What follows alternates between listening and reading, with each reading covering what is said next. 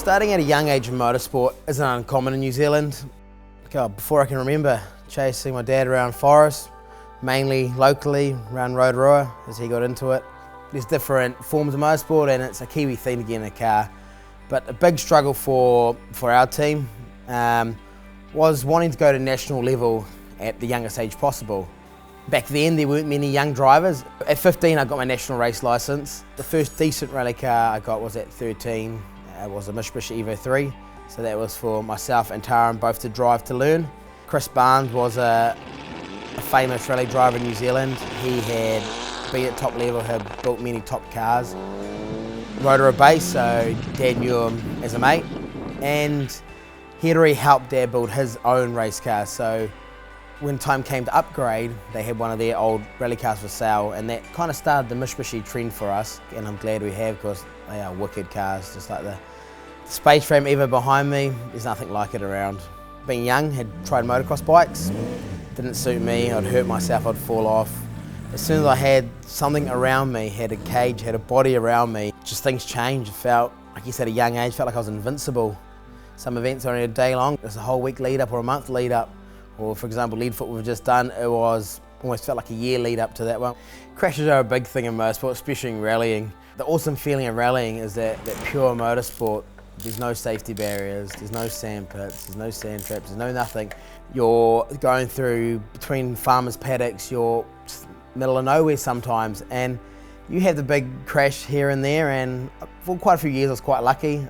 And I guess my first real big crash and down in Nelson was actually stage 1 of the rally, so it was the worst way to start the rally. And the end result was hitting a tree on head on, and estimated speed was well over 100, maybe 150 odd Ks. Down in Rangiora where we did the Ashley Forest Rally Sprint. Last year when we went there I was on the limiter 3 times in 6th gear on a gravel road, so we're thinking that's about 210 Ks. It's unreal to think that that car is absolutely on its limit in top gear, but I guess that's how we got the record down there. We broke the 17-year-old record because we had the car that perfectly was set up for it, and now it's getting faster, so we go back and try and beat our own record. The current guy at the top in New Zealand is Hayden Patton, and it's awesome to know at a young age I was racing against him, at times getting close. He had a few years on me, so I was kind of always chasing, and a few footsteps he took, we followed and did the same suit to look for the future. Leadfoot is an event where it's all about one run. One run, it all matters. You have the Saturday, we have practice, you start your qualifying. On Sunday, until it comes to early afternoon, you have more qualifying runs. Then end of day, it all happens. It comes a top 10 shootout. So this year before Leadfoot, had the motor rebuilt again. So now the car's pushing 780 horsepower at the wheels. So 2017 and 18 shootout, we had good speed. We were right there tapping on top guys' doors and top positions, and then just didn't quite put that final run in. Both years came away with second, but just felt like we dropped away from the final time, and I guess that shootout run where it mattered, we just didn't quite have things lined in, and I couldn't put that perfect run down.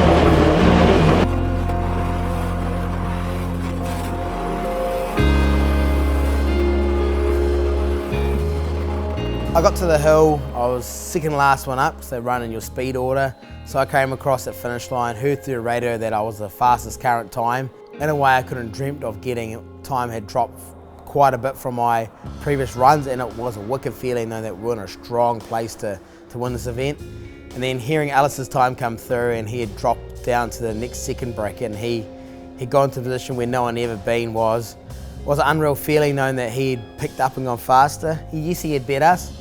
Frustrating at the time, but also we knew we gave it everything, and it wasn't the perfect last run, but it was a wicked last run.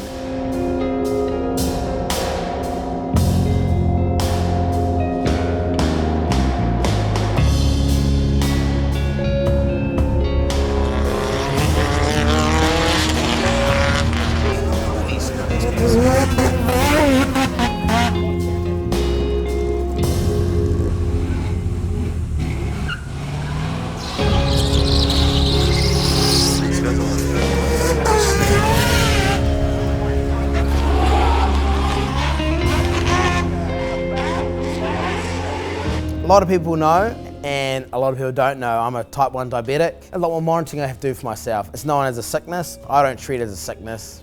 It's just something I have to do to make my life better, to live longer. So I had it even before I got into a race car for the first time. It was only half a year or so before I got in a car. I was midway through 11. But from there, it's all been about just adapting myself to diabetes and driving. And from the first time I drove, we found that you never know what racing's going to do. Everyone says adrenaline messes with your sugar, and it's exactly what it does. So I have to do close monitoring while driving.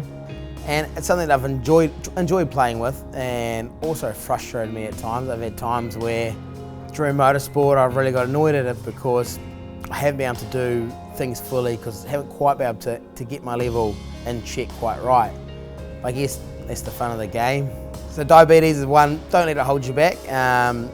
Still fighting with it to this day, and to me it doesn't get any easier, but also in ways it's getting easier. There's now technology coming on board. They now have a little screen that reads my level constantly.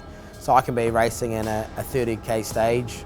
It can take half an hour and be watching my level in the car, so I know if my level's going low. I grab my Camelback behind me, I have a drink of Powerade and my level will come up. So it is very controllable. But a big one for us now is Goodwood Festival. I guess it's like Leadfoot Festival. It's one of those known events that is still about a good time, showcasing motorsport on the whole, or different types of cars.